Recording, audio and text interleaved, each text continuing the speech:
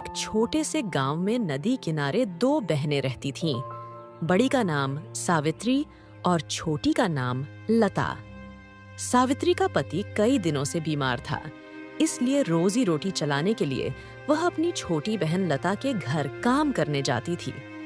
लता की शादी एक अमीर व्यापारी से हुई थी, लेकिन वह बहुत कंजूस और घमंडी थी। सुबह के समय कमला जल्दी जल्दी अपने घर का काम निपटा के अपनी छोटी बहन लता के घर की ओर निकलती है। अरे दीदी, आज फिर देर हो गई। इतना बड़ा घर है, इतने सारे काम पड़े हैं और आप आराम से घर बैठी रहती हैं। हर दिन कोई ना कोई बहाना बना ही लेती है। माफ करना बहन, मुन्ना रात भर पेट दर्द से रोता रहा, इसलिए देर हो गई। अब आ गई हूँ, जल्दी जल्दी सब काम निपटा दूंगी। ठीक है, अब सुनो, पहले आंगन और बैठक अच्छे से साफ कर लो। घर चमकना चाहिए, समझी? उसके बाद रसोई में जाकर सारे बर्तन मांज देना। ठीक है बहन, जैसा तुम कहो। आज कोई शिकायत नहीं होगी। सावित्री बिना बोले काम में लग जाती है। वो हर कोना साफ करती है, फिर बर्तन धोने बैठती है। अच्छा सुनो दीदी, अब ये चावल अच्छे से साफ कर दो।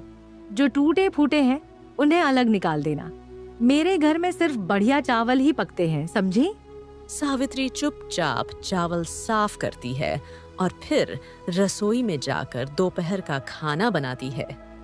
मन ही मन सोचती है, लता ने कहा था कि वो पैसे नहीं देगी, लेकिन रोज के काम के बदले थोड़ा अनाज देगी। शायद आज चावलों में से थोड़ा अच्छा चावल मुझे भी मिल जाए। बहन, मैंने सारे अच्छे और टूटे चावल अलग कर दिए हैं, जरा देख लो।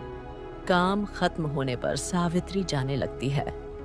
सुनो दीदी, ये टूटे हुए चावल मेरे किसी काम के नहीं हैं। तुम ही ले जाओ, तुम्हारे घर में तो सब इसे आराम से खा लेंगे। लता टूटा फूटा थोड़ा सा चावल थैली में डालकर सावित्री को थमा देती है। सावित्री कुछ नहीं कहती। आंसू आंखों में हैं, लेकिन होठों पर शिकायत नहीं। उसे पता है, उसकी गरीबी में यही टूटा चावल भी कीमती है। वह घर जाकर वही चावल पकाती है और अपने पति बेटे को खिलाती है। अगली सुबह फिर वही सिलसिला। सावित्री दरवाजे पर दस्तक देती है। अरे दीदी, आज तो जल्दी आ गई। अच्छा हुआ। सुनो, आज मुझे मछली खाने का बहुत मन है। झाड़ू पोछा, बर्तन सब जल्दी कर लो, फिर रसोई में जाकर मछली बना देना। लेकिन मसाला अच्छे से पीसना, मेरे पति को बहुत स्वाद चाहिए। ठीक है बहन, जैसी तुम्हारी इच्छा। सावित्री चुपचाप झाड़ू पोछा करती है, बर्तन मांजती है और फिर रसोई में जाकर मछली पकाने लगती है। वो सोचती है, मुन्ना को भी मछली बहुत पसंद है, काश थोड़ा सा उसे भी मिल पाता। वो प्यार से मसाले कूटती है, प्याज लहसुन का तड़का लगाती है और फिर मछली तलती है। धीरे धीरे घर में खुशबू फैल जाती है। स्वादिष्ट मछली की महक से पूरा घर महक उठता है। वाह, आज तो बहुत अच्छी खुशबू आ रही है। खाना बढ़िया बना है आज तो। मेरे पति को बहुत मजा आएगा। लता और उसका पति आराम से बैठकर मछली खाते हैं। सावित्री एक कोने में खड़ी है। शायद आज बहन थोड़ी मछली मुन्ना के लिए दे दे, उसे बहुत पसंद है।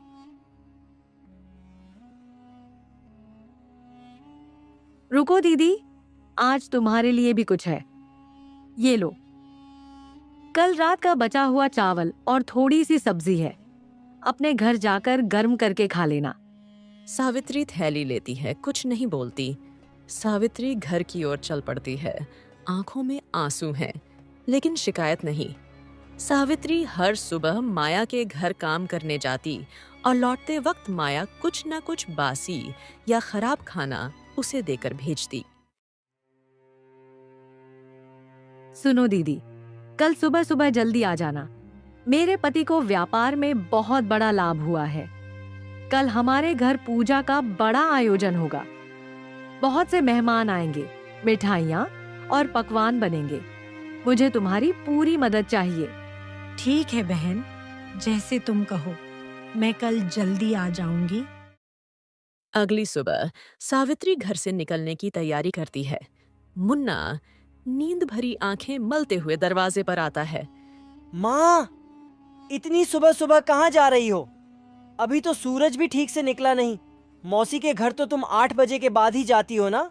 हाँ बेटा, लेकिन आज तेरी मौसी के घर पूजा है। तेरे मौसा के व्यापार में बहुत बड़ा लाभ हुआ है। घर में बहुत मेहमान आने वाले हैं, तो मुझे जल्दी पहुंचना है ताकि मदद कर सकूं।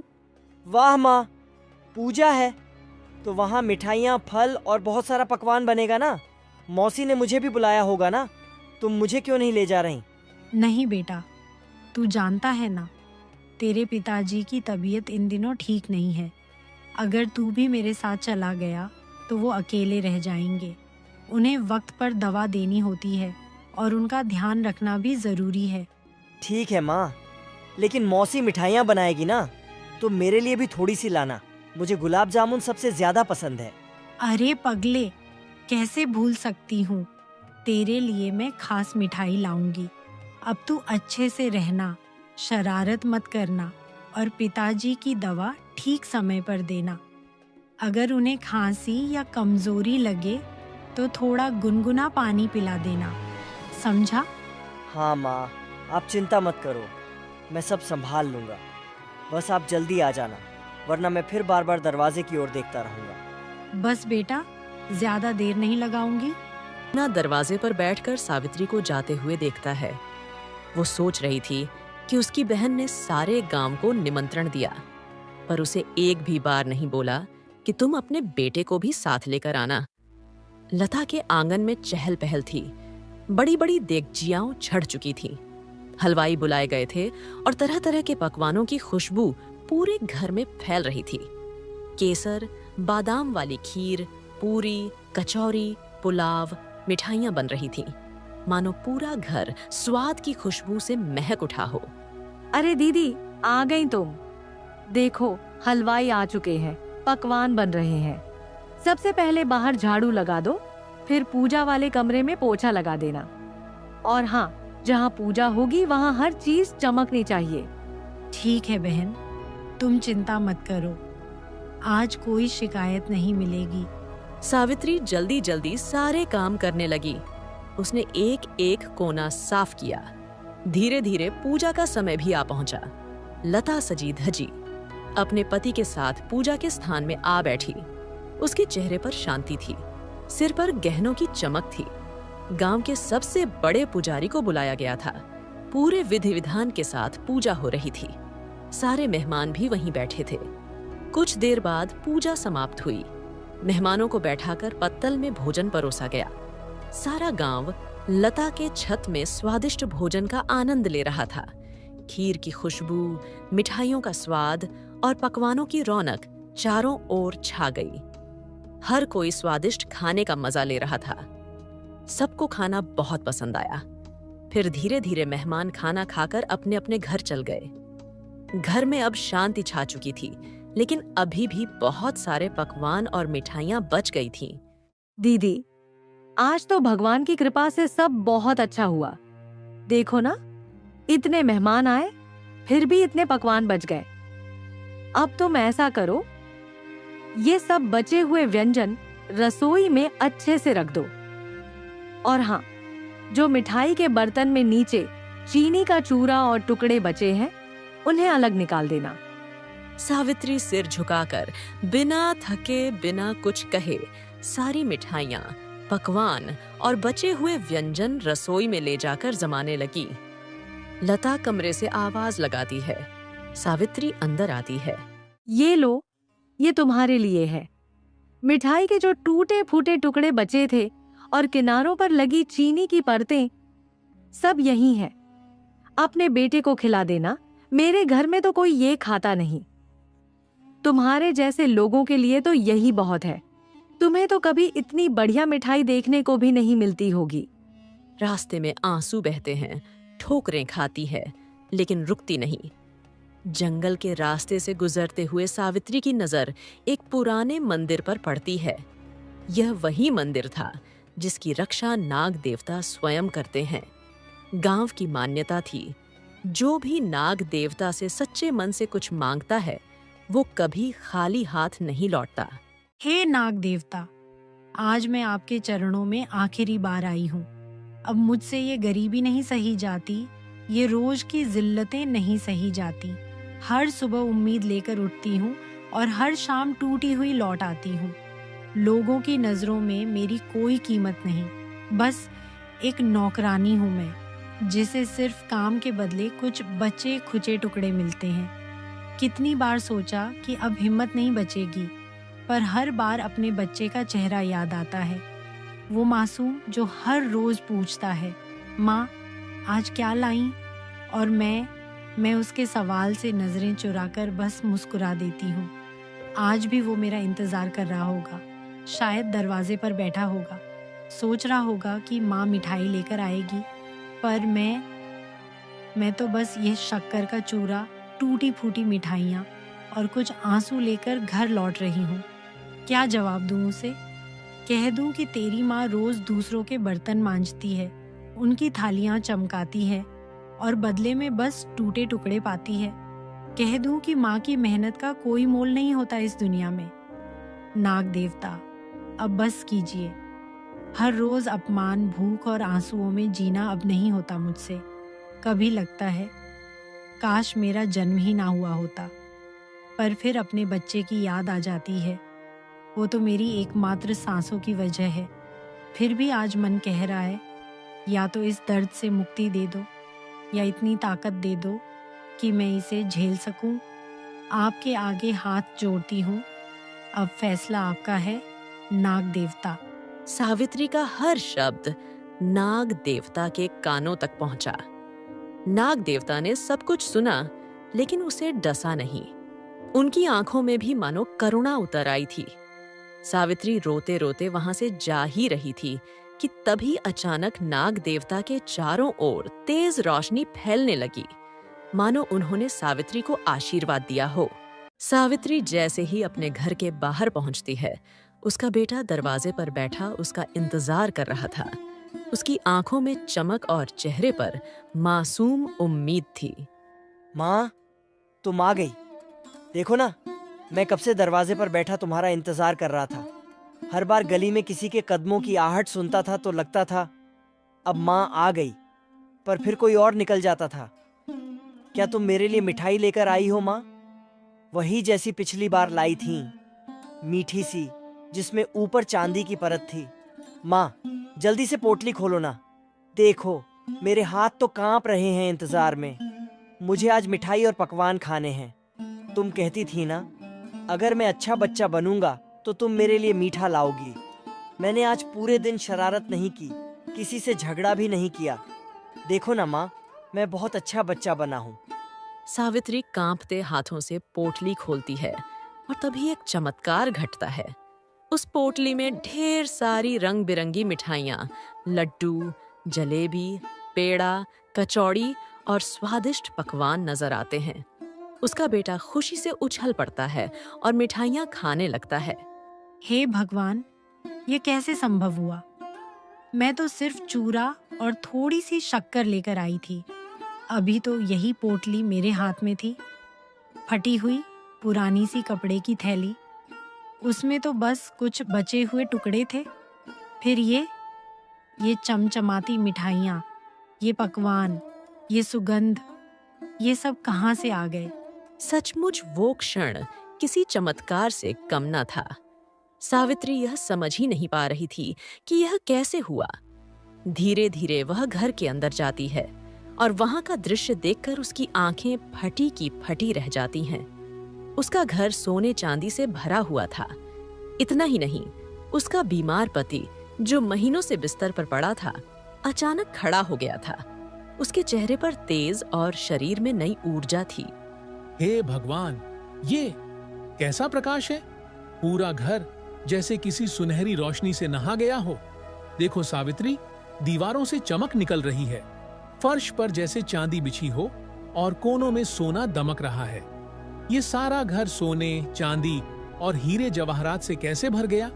कहीं मैं सपना तो नहीं देख रहा? और तुम देखो, मैं ठीक हो गया हूँ।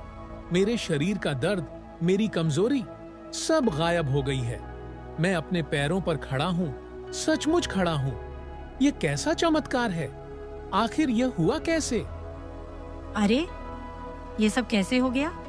मैं तो लता के घर से सिर्फ टूटी फूटी मिठाइयां लेकर आई थी, वही बचे हुए टुकड़े जिन्हें लोग कूड़े में फेंक देते हैं। और अब देखो, ये घर सोना चांदी से भर गया है। हर चीज पर जैसे किसी ने वरदान की चमक बिखेर दी हो। मुझे समझ नहीं आ रहा, ये सपना है या हकीकत। अभी कुछ देर पहले तक मेरी झोली खाली थी और अब वह धन धान्य से लबालब भर गई है। उसका बेटा मासूमियत से सवाल पे सवाल पूछता है। ये सब नाग देवता की कृपा है। मैं तो लता के घर से सिर्फ शक्कर और चूरा लेकर निकली थी। रास्ते में जब थक कर रोने लगी तो मंदिर में जाकर नाग देवता से अपनी सारी पीड़ा कह दी। मैंने उनसे कहा, हे देवता, अब मुझसे जीवन का ये बोझ नहीं उठाया जाता। मैंने विनती की थी कि या तो मुझे इस दुख से मुक्त कर दो या फिर मेरी तकलीफें दूर कर दो। मैंने उनसे कहा था, मुझे यहीं तस लो, मैं अब नहीं जी सकती। लेकिन नाग देवता ने मुझे मारा नहीं। उन्होंने मेरी पुकार सुन ली, मेरी सच्चाई को पहचान लिया और देखो, आज उनकी कृपा से हमारा जीवन ही बदल गया है। हमारे घर में फिर से उजाला लौट आया है। उस दिन से सब कुछ बदल गया। वो गरीब और लाचार परिवार, जिसने कभी सिर्फ आंसू और भूख को ही जाना था, आज खुशियों और राहत से भरपूर जीवन जी रहा था। अगले ही दिन सावित्री और उसका परिवार गांव में बने नए, सुंदर और आलीशान घर में बस गए। सारा माहौल नई उम्मीद और उत्साह से चमक उठा। 3 दिन बीत चुके थे। सावित्री अब अपने नए, विशाल और आरामदायक घर में शांति और संतोष के साथ जीवन बिता रही थी। उसके चेहरे पर अब चिंता की कोई लकीर नहीं रही, बल्कि खुशियों और संतोष की चमक ने उसे नई ऊर्जा दी थी। उसके पति की तबीयत भी अब पूरी तरह ठीक थी, इसलिए वह फिर से अपनी खेती-बाड़ी और घर की जिम्मेदारियों को संभालने लगा। उधर लता अपने घर में बैठी सोच में डूबी हुई थी कि आखिर सावित्री काम पर क्यों नहीं आ रही है। अरे, 3 दिन हो गए पर सावित्री अभी तक काम पर क्यों नहीं आई? आज सुबह से ही घर के हर कोने में धूल जमा हुई है। बर्तन कचरे में पड़े हैं और रसोई में कोई हाथ बटाने वाला नहीं है। कहीं उसे अचानक से कोई बीमारी तो नहीं हो गई, या फिर उसे किसी तरह की तकलीफ हुई है, या कहीं ऐसा कुछ हुआ है जिसकी वजह से वह काम पर आने में असमर्थ है। इतनी देर तक उसका न दिखाई देना सच में चिंता का विषय है। इतना सोचकर लता ने अपने नौकर को आवाज दी। अरे सुनो, तुम अभी इसी वक्त जाकर देखो कि मेरी बड़ी बहन कहाँ है। वो काम पर क्यों नहीं आ रही?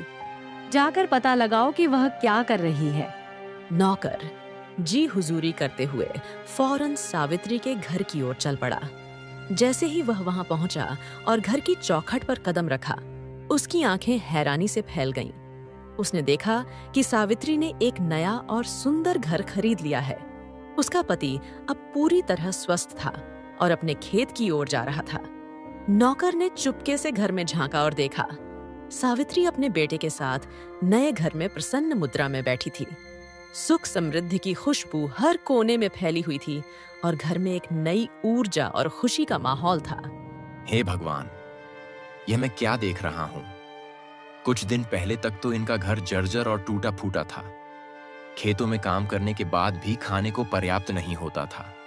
और अब तो यह ऐसा लग रहा है जैसे कोई राजा महाराजा का महल हो। इतना वैभव, इतनी समृद्धि, इतनी खुशी, मैं अपनी आंखों पर भरोसा ही नहीं कर सकता। वह भागता हुआ लता के पास पहुंचा, हांफते हांफते और उत्सुकता से भरा हुआ। मालकिन, आप विश्वास नहीं करेंगी, लेकिन यह सच में एक चमत्कार है। आपकी बड़ी बहन अब बेहद अमीर हो गई है। उनका नया घर सोने चांदी और कीमती चीजों से भरा पड़ा है। उनके पति की बीमारी पूरी तरह ठीक हो गई है और वह फिर से अपने खेतों की देखभाल कर रहे हैं। और उनके छोटे बेटे के हाथ में, मालकिन, आप सोच भी नहीं सकती, नई नई मिठाइयां और पकवान थे। लगता है जैसे उनकी किस्मत ने पूरी तरह से रातों रात मोड़ ले लिया हो। क्या? ये कैसे हो गया? जब मैंने उसे भेजा था तब तो बस कुछ बचे खुचे मिठाई के टुकड़े और बर्तन में चिपकी हुई शक्कर ही दी थी। फिर यह सब वैभव, मिठाई और दौलत अचानक कहाँ से आ गया? वो नौकरानी इतनी जल्दी इतनी अमीर कैसे हो गई? ये रहस्य तो मुझे जानना ही होगा। मैं अब खुद जाकर देखूंगी कि आखिर यह सब कैसे संभव हुआ। उस शाम जब लता का पति काम से लौटकर घर आया तो उसने उसे सारी बातें बताईं। सुनते हो जी, आपको पता है मेरी बड़ी बहन सावित्री अचानक अमीर हो गई है। सोचिए, वह गरीब और लाचार परिवार जो कभी सिर्फ आंसू और भूख के साथ जीता था, आज उसका टूटा फूटा घर महल जैसा बन गया है। उसका पति पूरी तरह ठीक हो गया है, खेत संभाल रहा है और घर में खुशियों की कोई कमी नहीं। मुझे तो सच में समझ ही नहीं आ रहा कि यह सब रातों रात कैसे हो गया। ऐसा लगता है जैसे किसी चमत्कार ने उनकी किस्मत बदल दी हो। अरे वाह, ये तो सच में बहुत अच्छी और हैरान करने वाली खबर है। सावित्री ने सच में बहुत संघर्ष किया है, कई कठिनाइयों और तकलीफों का सामना किया है, लेकिन यह देखकर खुशी हो रही है कि उसकी मेहनत और सब्र का फल उसे अब मिला है। तुम चिंता मत करो, जाओ और खुद उससे पूछो कि आखिर यह सब कैसे हुआ, ये चमत्कार किस तरह से संभव हुआ। लता ने ठान लिया कि अब वह इस रहस्य से पर्दा उठाकर ही दम लेगी। वह उसी समय जल्दी से तैयार होकर सावित्री के घर की ओर निकल पड़ी। वहां पहुंचकर जब उसने महल जैसा घर देखा तो उसकी आंखें फटी की फटी रह गईं। उसके मन में जलन और हैरानी दोनों साथ साथ उमड़ पड़े। फिर वह घर के अंदर गई। अरे बहन, तू काम पर नहीं आ रही थी, इसलिए मुझे तेरी बहुत चिंता हो गई थी। मैं सोचती रही कहीं तू बीमार तो नहीं पड़ गई या किसी तरह की तकलीफ तो नहीं हो गई। इसलिए मैं खुद तेरे पास आ गई ताकि जान सकूं कि सब ठीक है या नहीं। लेकिन यह देखकर मैं तो पूरी तरह हैरान रह गई हूं। तू इतनी अमीर कैसे बन गई? तेरा टूटा फूटा घर अब महल जैसा बन गया है। तेरे पति की तबीयत भी पूरी तरह ठीक है और घर में खुशियों का समंदर बह रहा है। जरा मुझे भी तो बता, आखिर क्या हुआ ऐसा कि तू रातों रात इतनी अमीर बन गई? लता, तू रोज जो मुझे बचे खुचे बासी चावल और सब्जियां देती थी और उस दिन तूने जो मिठाई के टूटे फूटे टुकड़े और शक्कर मुझे दिए थे ना, मैं वही सब लेकर घर लौट रही थी। तभी रास्ते में मुझे नाग देवता मिले। मैंने उन्हें अपनी सारी दुख तकलीफें, अपनी गरीबी, अपने संघर्ष और अपने पति की बीमारी के बारे में बता दिया। नाग देवता ने मेरी सच्ची भक्ति और दुख देखकर मुझे अपनी कृपा दी और उनकी कृपा से यह सब हुआ। मेरा घर बदल गया, पति ठीक हो गया और मेरे बेटे के हाथों में मिठाइयाँ और खुशियाँ भर गई। देख लता, सच में जब ईश्वर कृपा करते हैं तो रातों रात जीवन ही बदल जाता है। लता को सावित्री का नया घर देखकर और उसकी समृद्धि देखकर जलन होने लगी। उसकी लालच अब और बढ़ गई थी। अगले ही दिन लता ने मन ही मन ठान लिया कि उसे अपनी बड़ी बहन से भी ज्यादा अमीर बनना है। उसके भीतर का लालच और ईर्ष्या उसे चैन से बैठने नहीं दे रही थी। उसने अपने पति को सारी बातें बताईं। सुनो जी, अब मुझे सब समझ में आ गया है। दीदी इतनी अमीर कैसे बन गई? मैं रोज जो खराब खाना उसे देती थी वही उसने नाग देवता के सामने सब बता दिया। और देखो, नाग देवता ने उसकी सच्ची भक्ति और दुख देखकर पल भर में उसका घर राजमहल जैसा बना दिया। इतनी दौलत, इतनी खुशी, हमें भी वैसा ही करना होगा। मैं भी अब वही करूंगी जो उसने किया था। अरे पगली, ऐसा मत सोचो। हम तो पहले से ही सुखी और अमीर हैं। हमारी जिंदगी में जो कुछ है वह भगवान की कृपा है। इतना लालच करना अच्छा नहीं होता। याद रखो, लालच हमेशा इंसान को बर्बाद कर देता है। अगर तुम अपनी ईमानदारी और संतोष को छोड़ दोगी तो अंत में खुद को ही खो दोगी। नहीं, मुझे कुछ नहीं सुनना। वो मुझसे ज्यादा अमीर नहीं हो सकती। मेरे सामने उसकी कोई औकात नहीं थी और आज वह मुझसे भी ज्यादा अमीर बन गई। अब मैं भी वही करूंगी जो उसने किया था। नाग देवता से मदद मांगूंगी और रातों रात अपनी किस्मत बदल दूंगी। पति ने बार बार समझाया, प्यार से टोका, चेतावनी दी, पर लता पर लालच का भूत सवार हो चुका था। उसकी आंखों में अब सिर्फ दौलत और शक्ति पाने की चाह थी। उसका मन अब शांति और संतोष को नहीं देख पा रहा था, केवल अपनी लालच की आग ही जल रही थी। उसी दिन थोड़ी देर बाद दोपहर के समय लता सावित्री के घर पहुंची और झूठे आंसू बहाने लगी। दीदी, मुझे माफ कर दो। मैंने तेरे साथ बहुत बुरा किया। जब तू मेरे घर काम करने आती थी तब मैंने तेरे साथ अच्छा व्यवहार नहीं किया, तुझे नीचा दिखाने की कोशिश की, तेरे अच्छे मन का मजाक बनाया। लेकिन अब समझ में आया है कि गलती मेरी थी। शायद इसी वजह से मेरे पति के कारोबार में मुसीबतें आ गई हैं। दिन ब दिन हालत बिगड़ती जा रही है दीदी। अब तो घर चलाना भी मुश्किल हो गया है। मुझे लग रहा है ये सब मेरे कर्मों का फल है। दीदी, अगर तेरा दिल बड़ा है तो मुझे अपने घर पर काम पर रख लो। जैसे मैं तुझसे काम करवाया करती थी वैसे ही अब मैं तेरे लिए करूंगी। झाड़ू पोछा, बर्तन, खाना, सब कुछ। बस मुझे एक मौका दे दे दीदी। अरे लता, तू क्यों ऐसी बातें कर रही है? बीती बातों को भूल जा। तू तो मेरी सगी बहन है, मेरा खून है। मैं तुझसे नाराज कैसे रह सकती हूँ? तू बता, तुझे किस चीज की जरूरत है? पैसे चाहिए, राशन चाहिए या किसी और मदद की जरूरत है? मैं तेरी पूरी मदद करूंगी बहन, बस तू दुखी मत हो। नहीं दीदी, मुझे पैसों की मदद नहीं चाहिए। मुझे तो बस एक ही चीज चाहिए, काम। तू मुझे अपने घर पर रख ले और बदले में बस मुझे खाना दे देना। मैं तुझसे कोई और चीज नहीं मांगूंगी। ठीक है लता, अगर तेरा मन है तो आजा मेरे घर पर काम कर ले। मुझे तुझसे कोई गिला शिकवा नहीं है। जो हुआ वो बीत गया। इंसान गलतियों से ही सीखता है। पर याद रख, मेरे घर में तू नौकरानी नहीं, मेरी बहन बनकर काम करेगी। और अगर कभी थक जाए तो बस कह देना, मैं खुद तेरे साथ काम कर लूंगी। सावित्री दिल से साफ थी। उसने अपनी छोटी बहन के झूठ को पहचान भी लिया, लेकिन फिर भी उसने कुछ नहीं कहा। उसने लता को अपने घर काम पर रख लिया।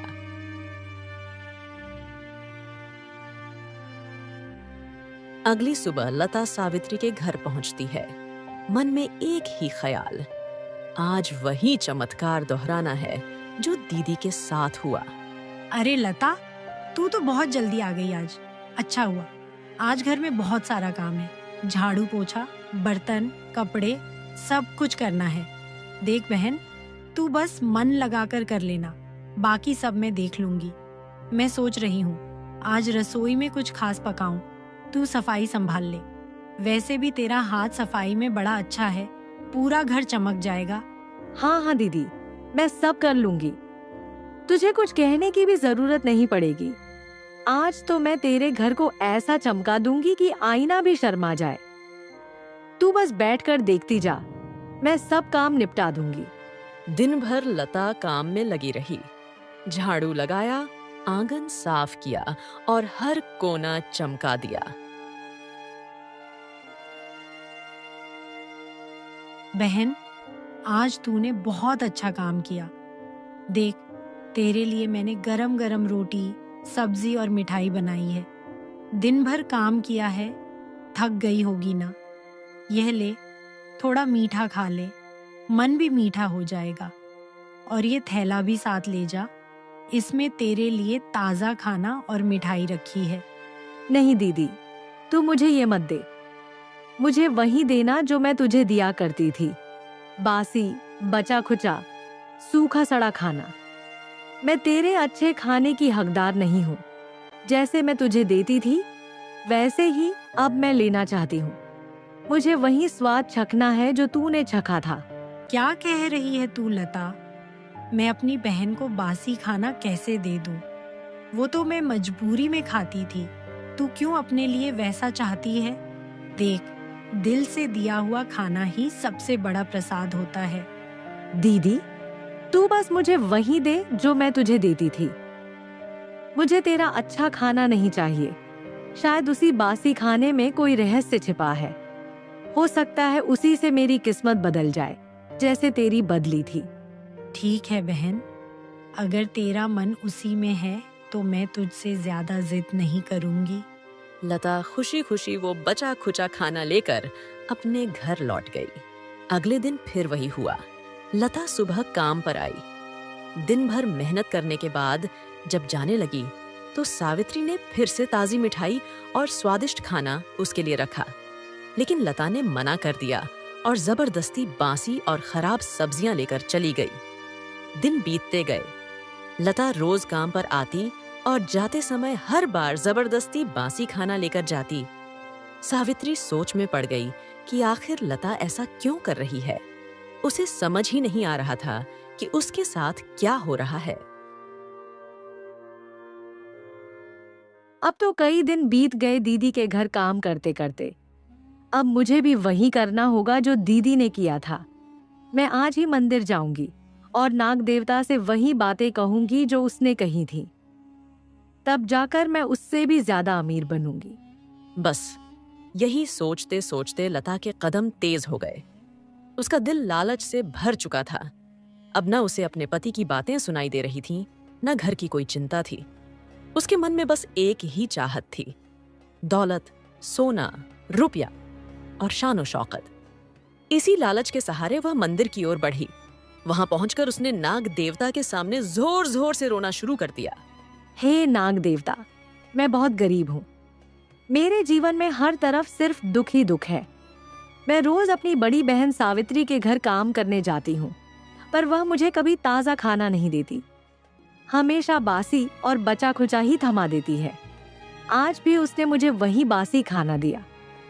हे देवता, मैं अब बहुत दुखी हो चुकी हूँ। मेरे पास कोई रास्ता नहीं बचा।